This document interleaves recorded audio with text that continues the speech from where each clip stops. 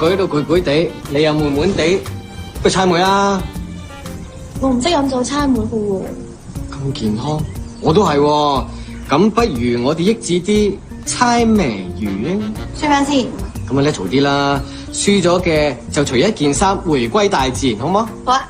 好啊，咁啊嚟咯喎，有咩動物係兩個頭、三隻手、四腳啊？我唔知喎，咩動物啊？咁啱嘅，我都唔知喎，我除先。咁奸嘅。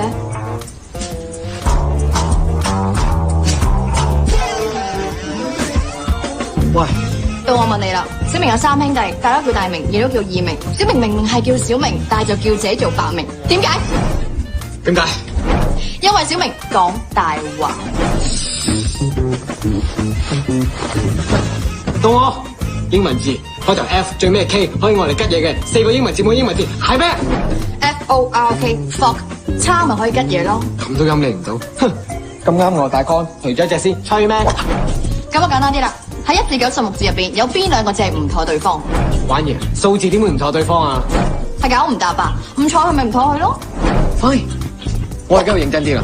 鏡頭過翻嚟，我未問完。估個中文字，可以拆散做兩個中文字，唔分開嘅話就好痛，分開嘅話就好爽。係咩字？答。識咧，除衫。係個咬字啊，拆開咗就係口字旁邊一個交字，咬就梗係痛啦。至於分開爽唔爽嘅話咧，就見仁見智啦。夢露姐果然係冰雪聰明，世間罕有。小弟告辭。咪住，願賭服輸。你唔好大我，大起上嚟我自己都驚啊！我自細咧就嚇大嘅，吹風。